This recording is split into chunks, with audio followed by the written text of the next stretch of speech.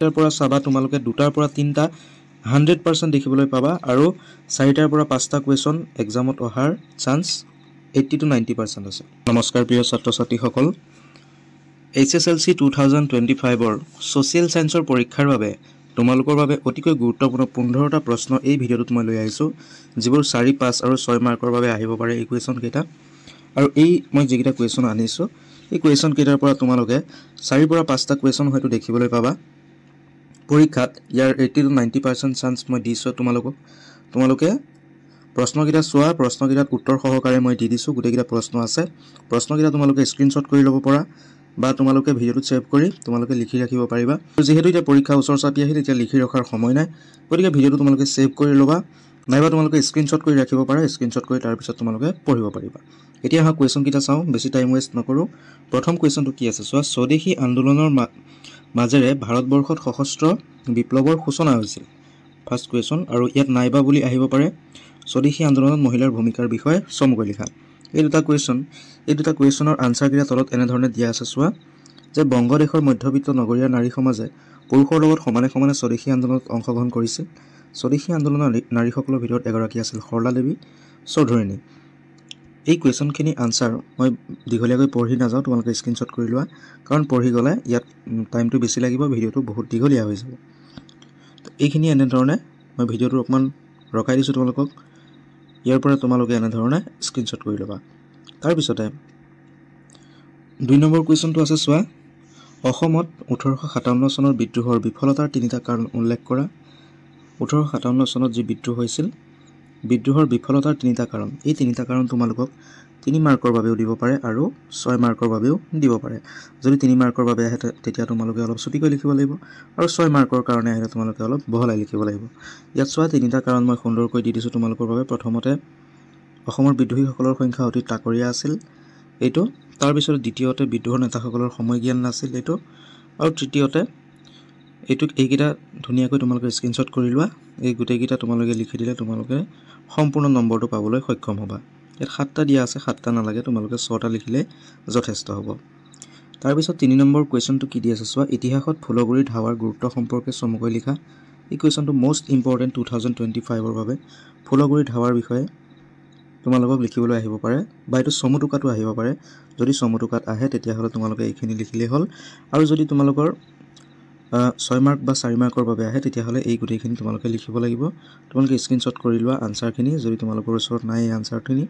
যদি তোমালোকে অলৰেডি এইখিনি আনচাৰ মুখস্থ কৰিছা তেতিয়াহ'লেতো ভাল কথা, আনচাৰখিনি তোমালোকে স্ক্ৰীনশ্বট কৰি ল'বা। নেক্সট কুৱেশ্যনটো চোৱা, অসহযোগ আন্দোলনৰ কাৰণসমূহ ব্যাখ্যা কৰা। কি কাৰণত অসহযোগ আন্দোলন হৈছিল সেইখিনি আমি চমুকৈ ক'ব লাগে। তোমালোকে পইণ্ট ৱাইজ যদি ইয়াত দিয়া তেতিয়াহ'লে তোমালোকৰ নম্বৰটো কালেক্ট কৰোঁতে ভাল হ'ব।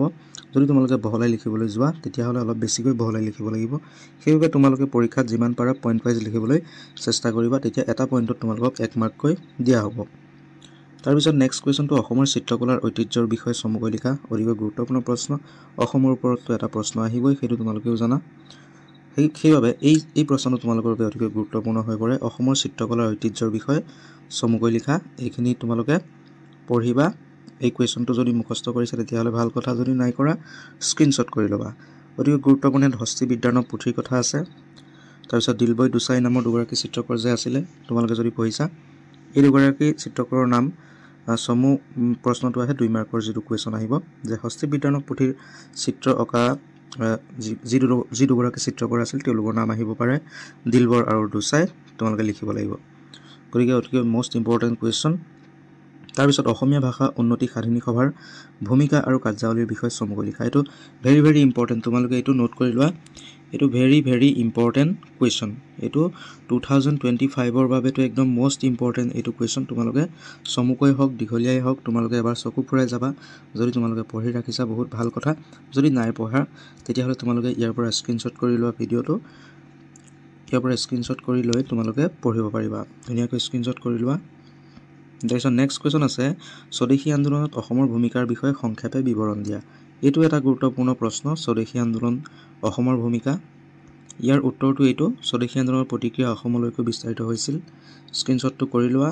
তাৰপিছতে নেক্সট কুৱেশ্যনটো চাওঁ। নেক্সট কুৱেশ্যন আছে, বংগভংগ কাৰ্যকৰী হোৱাৰ দিনা বংগবাসীয়ে কেনেকুৱা কাৰ্যসূচী পালন কৰিছিল অতিকৈ গুৰুত্বপূৰ্ণ যিদিনা বংগভংগ হৈছিল বংগবাসী মানে বংগদেশত লোকসকলে কেনেকুৱা কাৰ্যসূচী পালন কৰিছিল ইয়াত স্বদেশী বয়কট জাতীয় শিক্ষা এই তিনিটা পইণ্ট অতিকৈ গুৰুত্বপূৰ্ণ এইখিনি তোমালোকৰ চমুটোকাটো আহিব পাৰে স্বদেশীৰ লগত স্বদেশীৰ বিষয়ে চমুটোকা বয়কটৰ বিষয়ে চমুটোকা এইকেইটা আহিব পাৰে গতিকে চমুটোকাৰ বাবে তোমালোকে যদি এটা কুৱেশ্যন আনসাৰ মুখস্থ কৰে চমুটোকা হৈ যাব তোমালোকৰ দীঘলীয়া প্ৰশ্নৰ বাবেও উত্তৰখিনি মুখস্থ হৈ যাব এইটো স্ক্ৰীনশ্বট কৰি লোৱা খুব ধুনীয়াকৈ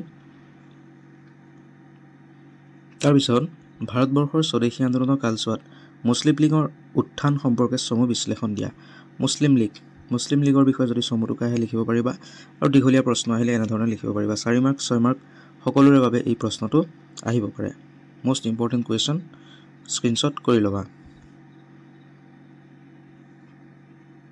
তাৰপিছত নেক্সট কুৱেশ্যন আছে 1894 চনৰ পথৰুঘাটৰ কৃষক বিদ্ৰোহৰ বিষয়ে আলোচনা কৰা 1894 চনৰ পথৰুঘাট এইটো চমুটোকা হ'ব পাৰে বা দীঘলীয়া প্ৰশ্ন হ'ব পাৰে দীঘলীয়া প্ৰশ্নত বেছি চান্স আছে এইটোৰ বিদ্ৰোহৰ বিষয়ে আলোচনা কৰা 4 মাৰ্ক বা 6 মাৰ্কৰ বাবে তোমালোকে এই প্ৰশ্নটো এইবাৰ পৰীক্ষাত দেখিবলৈ পাবা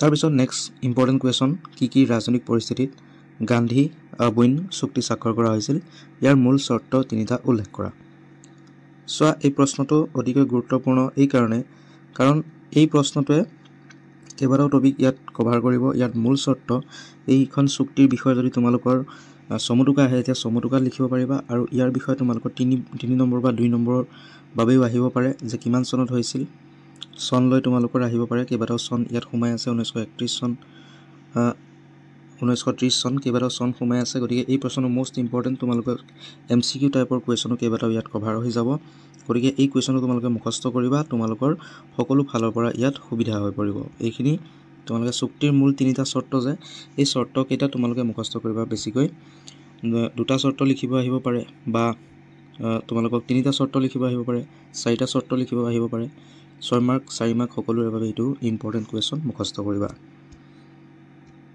তাৰপিছত ভাৰত স্বাধীন আইন 1947 চনৰ মূল দফাৰ কথাকেইটা উল্লেখ কৰা এইটো এটা ইম্পৰ্টেণ্ট কুৱেশ্যন তোমালোকে এইটো চাই যাবা তাৰপিছতে নেক্সট কুৱেশ্যন আছে অসমৰ চিত্ৰকলাৰ ঐতিহ্যৰ বিষয়ে চমুকৈ লিখা এইটো অতিকৈ গুৰুত্বপূৰ্ণ প্ৰশ্ন অসমৰ যিবোৰ প্ৰশ্ন সেইবোৰ তোমালোকে এৰি নাযাবা এইবোৰ তোমালোকে যেনেকৈ হওক পঢ়িবলৈ যত্ন কৰিবা আৰু তোমালোকে যদি খৰচি মাৰি পঢ়া তেতিয়াহ'লে তোমালোকৰ হৈ যাব কাৰণ ইয়াত বিশেষ একো টান বস্তু নাই ইয়াত যিখিনি আমি সদায় পাই থাকোঁ হস্তিবিদ্যাৰ্ণৱ পুথি আনন্দ লহৰী এইবোৰ চিত্ৰ ভাগৱত আমি যিটো আমাৰ এমাইল আছামিজ আছে তাতো এইবোৰ পঢ়িবলৈ পাওঁ গতিকে এইখিনি একেবাৰে সহজ কিছুমান কথা ইয়াত তোমালোকে নিজৰ মনৰ পৰা ভাবি চিন্তি লিখিলেই হ'ল ইমান বেছি পঢ়িবলগীয়া নাই কিন্তু কুৱেশ্যনটো বহুত গুৰুত্বপূৰ্ণ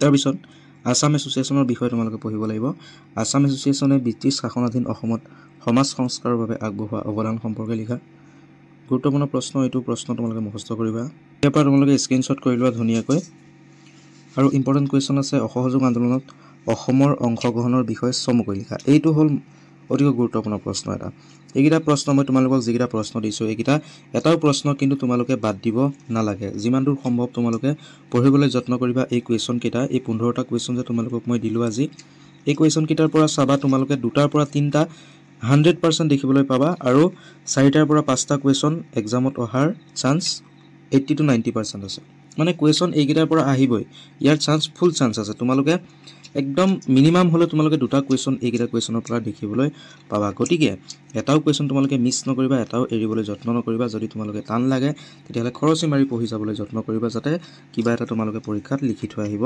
পাৰা আৰু এইখিনি আছিল আজিৰ এই ভিডিঅ'টোত গতিকে ভিডিঅ'টো যদি ভাল লাগিল লাইক কৰিবা শ্বেয়াৰ কৰিবা আৰু চেনেলটো ছাবস্ক্ৰাইব কৰিবা এনে ধৰণৰ ইম্পৰ্টেণ্ট ভিডিঅ'সমূহ পাই থাকিবলৈ আৰু এইটো আছিল বুৰঞ্জীৰ ভাগৰ পৰা এইখিনি কুৱেশ্যন দিলোঁ নেক্সট মই তোমালোকক জিঅ'গ্ৰাফিৰ পৰা দিম মানে ভূগোল পাৰ্টটোৰ পৰা দিম তাৰপিছত তোমালোকক অৰ্থনীতি পাৰ্টটোৰ পৰা দিম মোষ্ট ইম্পৰ্টেণ্ট কিছুমান কুৱেশ্যন যিখিনি পঢ়িলে তোমালোকৰ সমাজ বিজ্ঞানৰ লং কুৱেশ্যনৰ চিন্তাটো গুচি যাব মনৰ পৰা গতিকে চেনেলটো ছাবস্ক্ৰাইব কৰি ৰাখিবা ধন্যবাদ